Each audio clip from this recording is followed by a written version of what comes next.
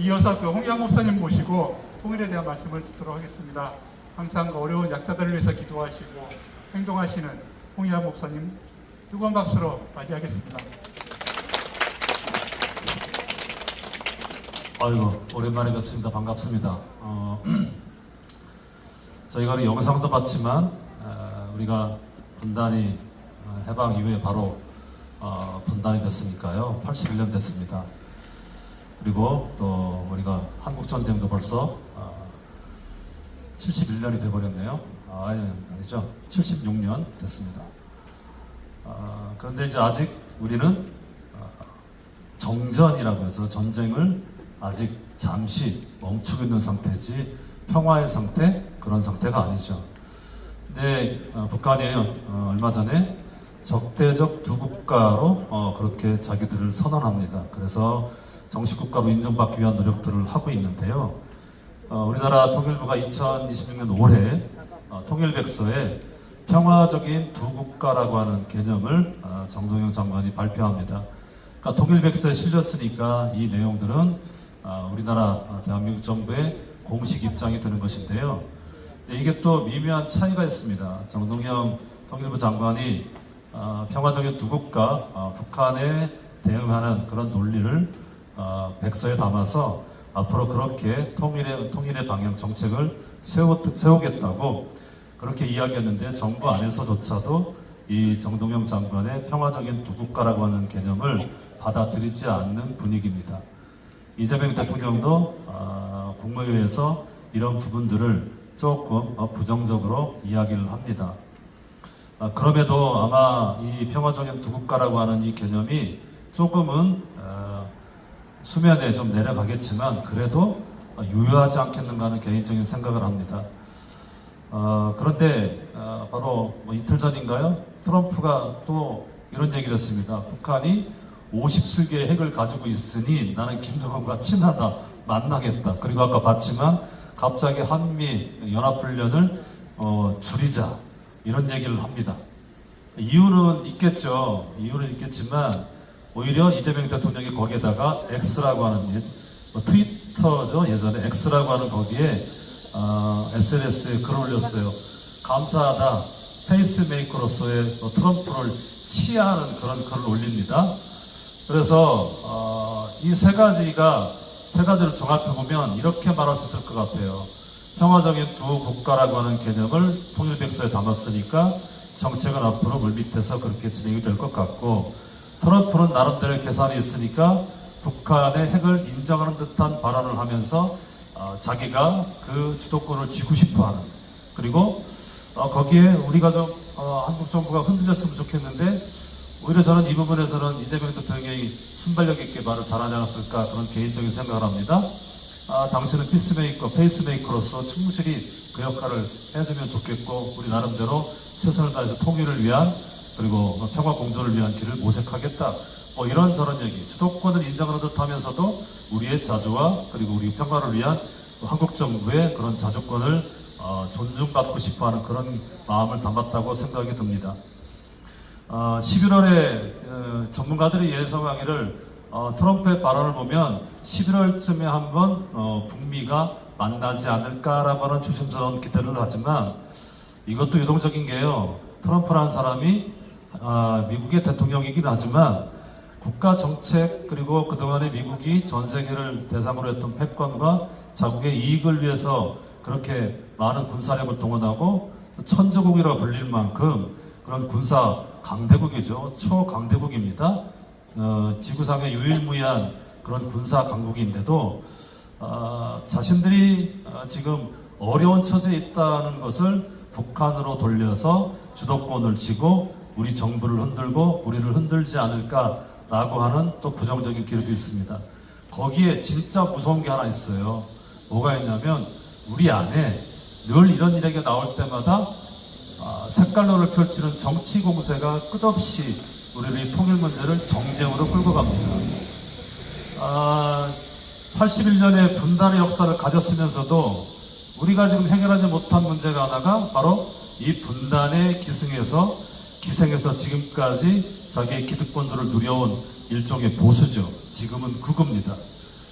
그저께 또 신문을 보니까 제가 비록 개신교 목사지만 한국에 초대형 교회가 있습니다. 그 교회에서도 대안학교라는 것을 또 운영해요. 근데 말 한마디면 몇만 명이 움직이는 그런 교회인데 영향력도 막강하고 돈도 많죠. 저는 개인적으로 돈이 별로 없는 목사입니다. 가난한 목사인데 아주 대놓고 정부를 향해서 선언합니다. 뭐라고 했냐면 앞으로 역사와 교육에 어떤 정책을 펼치는지, 어떤 관을 갖고 정부가 역사와 교육에 대해서 입장을 밝히는지, 정책을 추진하는지 지켜보겠다. 협박하는 거죠. 네, 종교가 협박하면 되겠어요? 상생하는 길을 찾아야 되고, 분열이 있으면 그런 분열을 막는 일을 해야 되는데, 오히려 힘을 믿고 그런 분들이 정부를 압박하죠. 그것도 역시 색깔론이나 반공의 기치를 두고 있는 겁니다.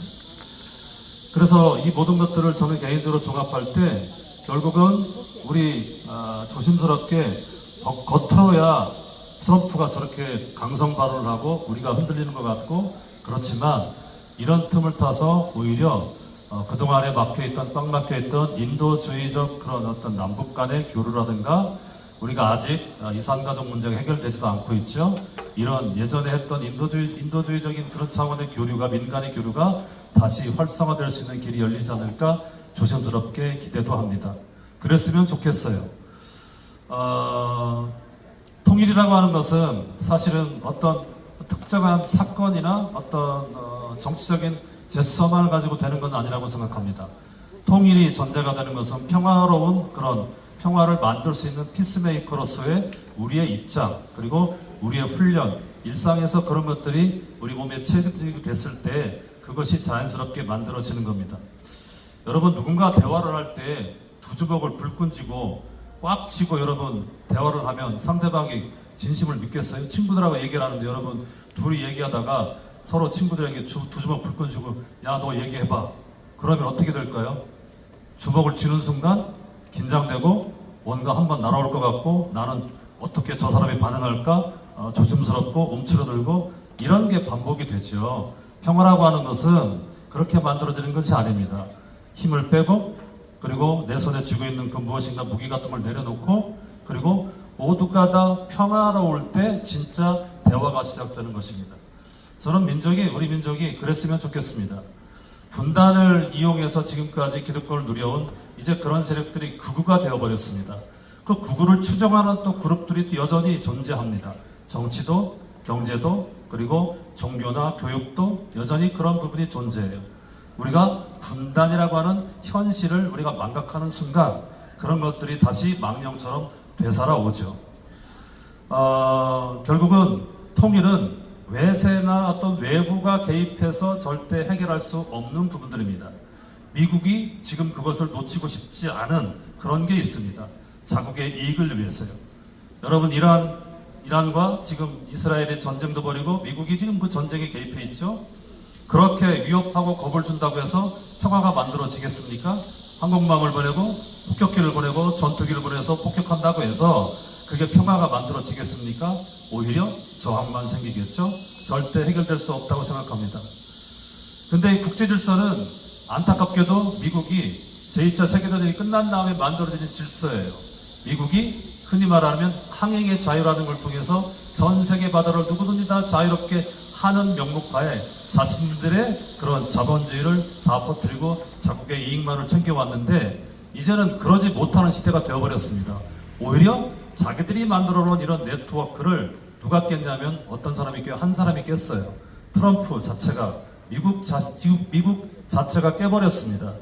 이런 세상의 모든 것들을 다 질서를 깨트리고 자기들이 만들어 놓은 질서마저도 그를 깨트리는 모순 속에 있는 미국을 우리가 어떻게 믿을까요? 아마 사사건건 이런 부분이 있을 때마다 평화의 어떤 움직임이 있을 때마다 미국은 계속해서 미군의 그런 존재를 가지고 우리를 위협할 거라고 생각이 듭니다만 전혀 그런데 굴하지 않는 정부가 되었으면 좋겠고 주권을 존중받는 정부 그리고 자기 목소리를 내는 정부가 되었으면 좋겠다는 간절한 바람이 있습니다. 개인적으로 2018년도에 제가 어떤 기회가 있어서 남북이 만날 수 있는 기회가 됐습니다. 그래서 비무장지대에서 백마고지가 있는 화살고지 쪽에서 남북이 민간이 만날 수 있는 통로를 열었어요. 그런데 문재인 대통령 시절에 다 청와대에서도 오케이, 다 연락을 받았는데 이제 우리는 준비하고 있는데 갑자기 전화가 왔습니다. 어떻게 전화? 민정수석실인 거기서 전화 와서 지금 이것을 미8군 사령관이 반대하고 있어서 절대 비무장지대에서 그 평화적인 만남, 그 만남 자체를 우리가 할 수 없고 민간인이 그 지역을 들어갈 수 없다는 통보를 받았습니다. 대통령도 허락했는데 안 되는 거예요. 누가요? 미8군 사령관, 미군 사령관 한 사람의 입이 딱 하는 순간 다 거기가 막혀버리는 겁니다. 대통령도 안 돼요. 오늘 군공항도 마찬가지로 우리 경제를 위해서 뭔가를 하겠다는데도 미군의 허락을 받아야 되는 이 불편하고 부당하고 불합리한 세계를 여전히 우리가 살아갑니다. 그런데 진짜 중요한 것은 여러분들의 세대, 앞으로의 세대, 우리 다음 세대가 이 통일에 대한 개념과 그리고 열망들이 점점 뜨거워지는 게 아니라 사라지고 있다는데 가장 아픈 것이 있어요.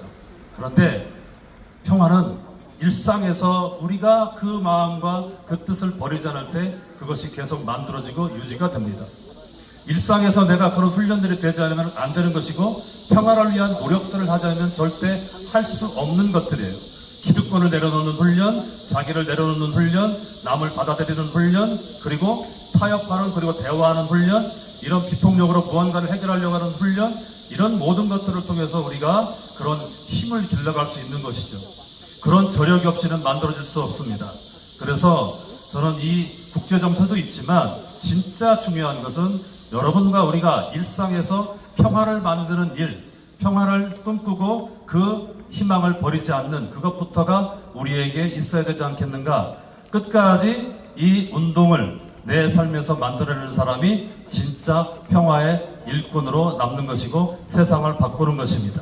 정치가 바꾸는 것도 아니고 어떤 경제력이 바꾸는 것도 아니고 군사적 강대국이라고 해서 평화를 만들 수 없습니다.